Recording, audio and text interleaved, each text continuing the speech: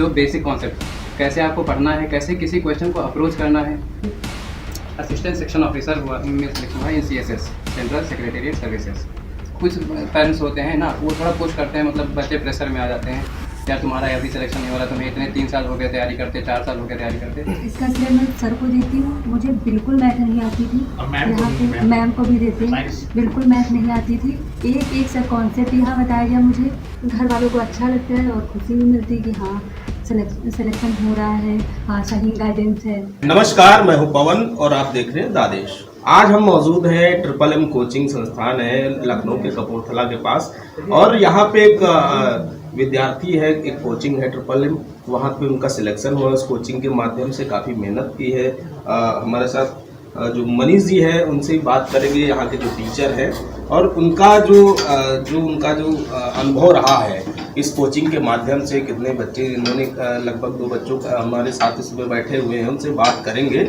लेकिन उसके पहले हम यहाँ के जो टीचर हैं जिसका श्रेय सबसे ज़्यादा जाता है, उनसे बात करेंगे। जी नमस्कार। ये सबसे पहले तो आपको बहुत बहुत बधाई। किस प्रकार से आप देखते हैं, आप यहाँ कितने बच्चों का सिलेक्शन होता है, किस प्रकार देखते हैं, कितनी खुशी जाहिर करते हैं? सबसे पहले तो कोई सिलेक्ट होता है तो सबसे अच्छा खुशी जो है माता पिता और गुरु को ही होती है, और फिर तो दूसरों को होती है ना।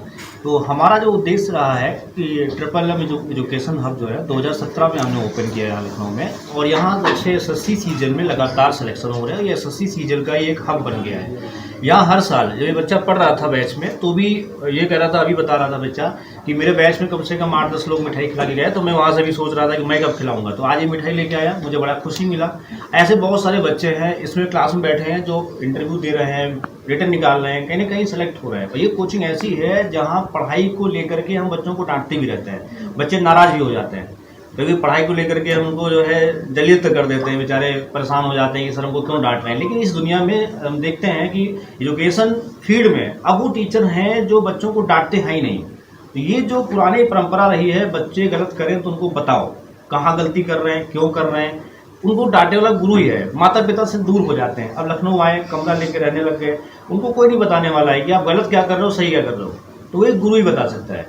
अब ऑनलाइन का पैटर्न आया, और ऑनलाइन के वीडियो देखते समय बच्चे पढ़ रहे हैं, वो कैसे पढ़ रहे हैं, उनकी हैबिट्स क्या है, कोई नहीं जान पाता है।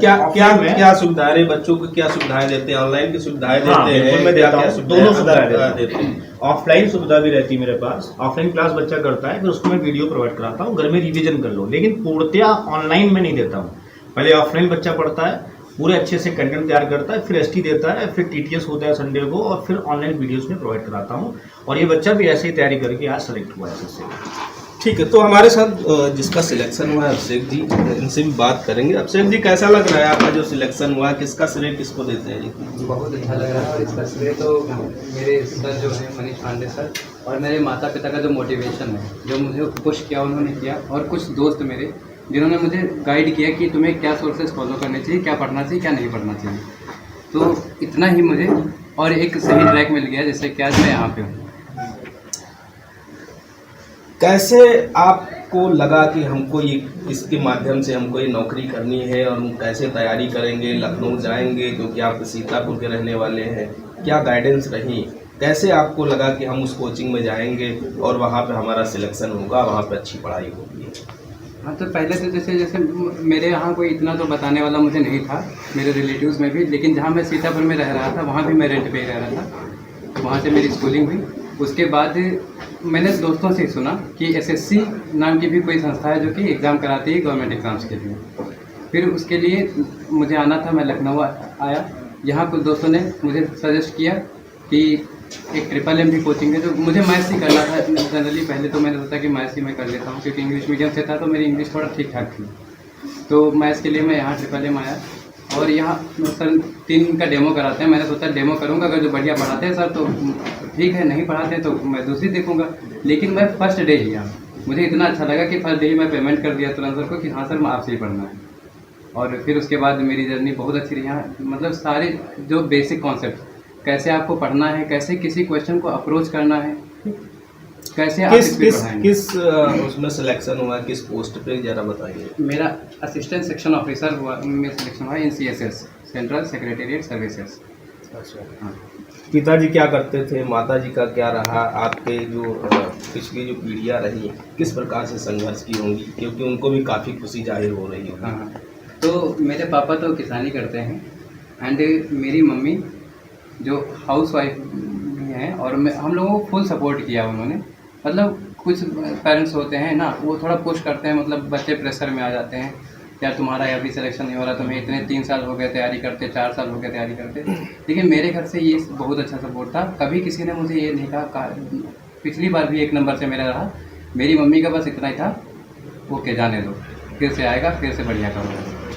हमारे साथ एक लोग और भी हैं, एक लड़की है, उनसे बात करेंगे क्योंकि उनका भी सिलेक्शन है। क्या नाम है आपका? प्राची यादव जी। किसमें सिलेक्शन हुआ है और किसका श्रेय देते हैं? कोचिंग मेरे किस 2 प्रकार से एग्ज़ाम मिला? निकले, ASI निकला और दिल्ली रेडियो ऑपरेटर निकला, और इसका श्रेय मैं सर को देती हूँ। मुझे बिल्कुल मैथ नहीं आती थी, यहाँ पे मैम को भी देते हैं, बिल्कुल मैथ नहीं आती थी। एक सर कॉन्सेप्ट यहाँ बताया गया मुझे, और मैं डेली यही बुक पढ़ती हूँ, आती हूँ, प्रैक्टिस करती हूँ।